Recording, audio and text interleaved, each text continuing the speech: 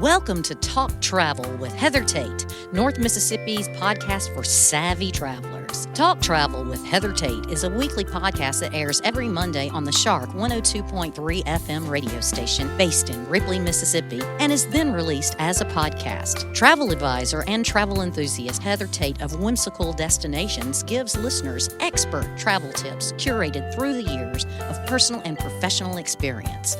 By clicking subscribe, you'll have a new travel tip to add to your collection delivered to your podcast library every Monday. Talk Travel with Heather Tate is brought to you by Sun Bear Studio. Sun Bear Studio is a boutique recording studio in the heart of Ripley, Mississippi. When you record with us at Sun Bear Studio, we can mix, master, register, and publish your music, your podcast, or your family story. Email us when you're ready at sunbear@jc.media.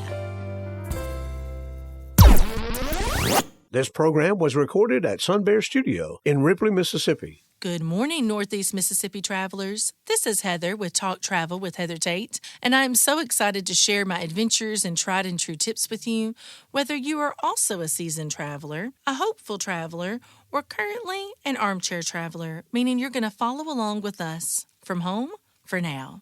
This is our 172nd episode of Talk Travel with Heather Tate. And this week we're going to talk about how much is enough. And by that, I mean, how long should your trip be? It is not always easy determining the right number of nights for a trip. Sometimes we're restricted, not by our own preferences, but by our time off from work. U.S. vacation time in comparison with other countries is abysmal. I'm just going to be honest. We have 11 federal holidays, which that sounds like a lot, maybe, until you start comparing it to the other countries. For example, Slovakia, where we're going next fall as one of the stops on our river cruise with Alma Waterways down the Danube River, has 15 federal holidays. Okay, but Argentina has 19 federal holidays, and Nepal has a whopping 35 federal holidays. And how about this? We are the only large nation with no mandatory paid leave. So yes, if you're lucky enough to have vacation time, 2 weeks, 3 weeks, I mean, you're doing great, right? 4 weeks, almost unheard of, but it's not mandatory at all. We're the only large nation with no mandatory paid leave. France, on the other hand, has 25 days of mandatory paid leave. So we're starting a little bit at a disadvantage here in the U.S. when it comes to vacation time. Not only does our work culture not provide a lot of time for mandatory holidays, but also it is not really encouraged, even if you have it, to take it, right? Like it's almost like we have this badge of honor. How many PTO days did you not use? Sometimes you get them paid back to you, half, right? So there's some incentive not to use your PTO time. I believe in using all the PTO time you can because I believe that it makes you a more effective worker, employee, boss, manager, anything that you can think of. It makes you more effective if you come from a place of rest and relaxation. So let's talk about then. How much is enough? How do you get the most benefit from your days off? Assuming that you are going to take your time off, think on your time right now. How many vacation days do you have left for the year? If you're not already a member of our Facebook group, Heather and Logan Tate, Whimsical Destinations, I'm going to have this poll up today. How many days of vacation time do you have remaining that you need to take? Are you going to lose any? Did you use all of it? Did you use all of it and then wish you had more? I think this is really interesting to reflect on this year. And going into 2026, maybe you didn't get to use all your vacation time this year for whatever reason. Make it a resolution, right, to use more time off next year. Because remember, there's no award for not using your PTO. Okay, so let's talk about first things first. One night. One night is not enough. Now, I'm not saying that you shouldn't take a one-night trip if that's what you get. Just a few weeks ago, my husband and I took a one-night overnight trip to a beautiful treehouse in Tishomingo. You may have seen our pictures. You may have seen the contest where we gave away a free night in the Tishomingo treehouse. So there's nothing wrong with taking one night away. And if sometimes you can make a lot out of that one night. But as far as getting the most out of your vacation time, it's really not enough. There's no point in unpacking. You don't even have a full day. It's really like a stopover. You're crashing for the night. You're not really getting invested in the area or the culture. It's not enough time to go to a lot of places, even out of the state, if you just have one night. Maybe it can give you a breather. Maybe it's all you can get, and I'm still going to take my one-night trips, but it's not going to give you maximum benefit. Same with 2 nights. 2 nights, you get a full day. You're not taking any time off. So again, sometimes if you have no vacation time, you're going to take your 1 night, take your 2 nights, because it is better than nothing. I still say that. 1 and 2 night trips are always better than nothing, but it's not going to give you the most benefit. Now, 3 and 4 night trips.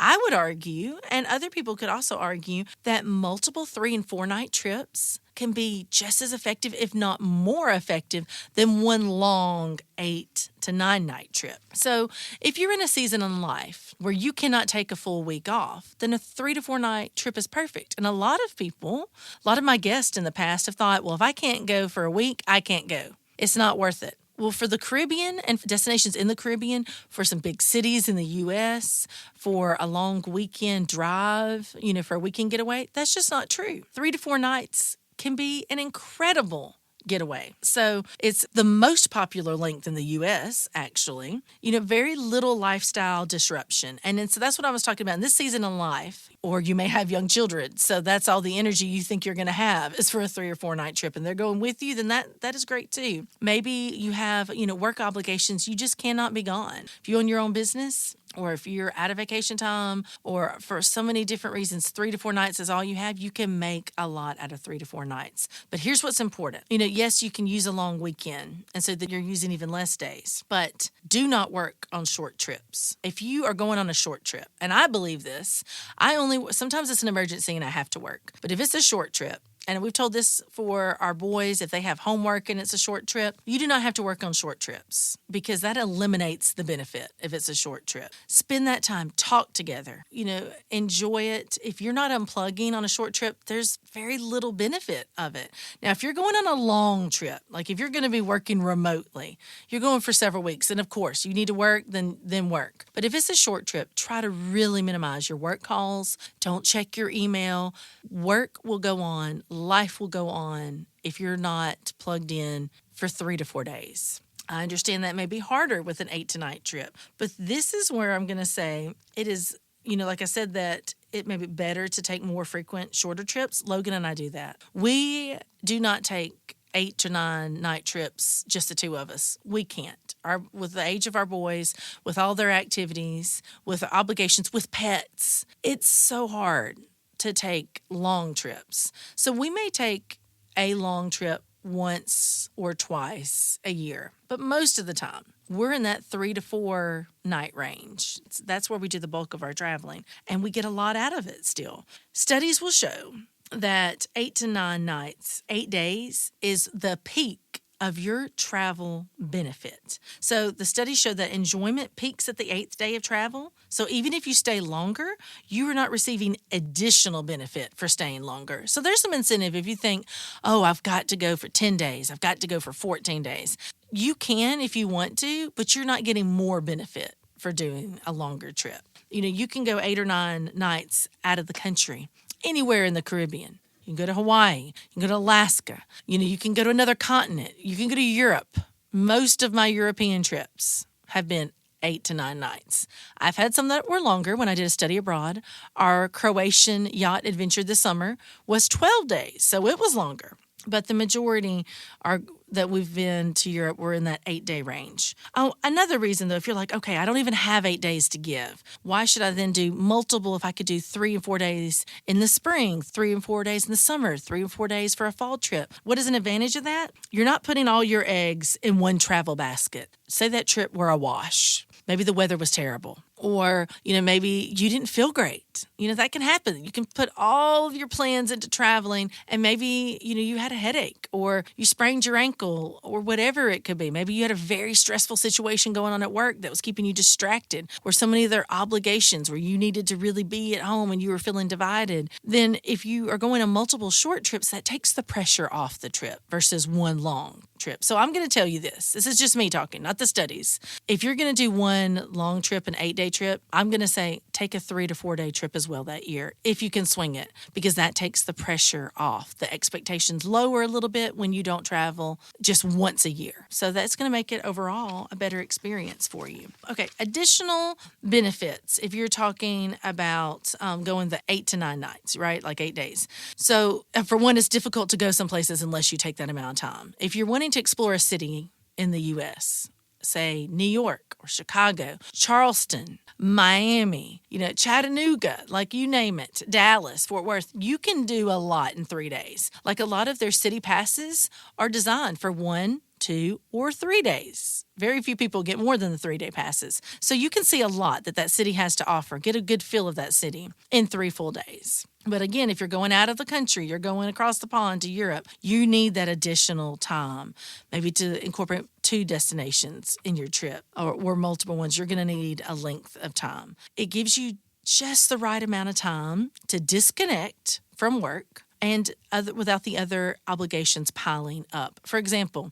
you can miss a 5-day work week if you add on a weekend on each end, right? So you've got your 8 days, and still have a day. When you get back, you can rest. But you can miss 1 week and not just be so overwhelmed knowing you've got so much to fix when you come back, so much to answer for, so much to catch up on. If you're gone more than that time, if you're gone 2 work weeks, that can be tough. But 1 week work week, it's just enough time where you can disconnect, you can breathe, you can enjoy, you can read several books if you want to. Right? You can, disconnect where you're sharing things with your family, your loved ones. You really feel like, oh, I've got my favorite coffee place here. I've got a routine. You can start to get a little bit of a routine, get the max benefits. And here's the other thing. You're ending on a high note, a peak note, because that's what we remember. For my husband, after 8 days, he's done. He's done peopling.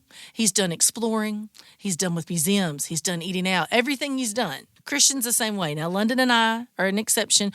We could go longer and still enjoy every moment. But it is a great feeling to get to the point where you're at the peak experience of your trip and you're like, this was amazing. I loved it. You're ending on the high note. That's what you're going to remember. It's kind of like senior year in high school, right? Like you remember senior year because it's the last thing. So you want to end on the high note. You remember the graduation. You remember prom. So you remember these positive things. The big things. On your trip, same thing. You're going to remember that last dinner. You're going to remember, this last excursion we did, or maybe a highlight in the middle of the week.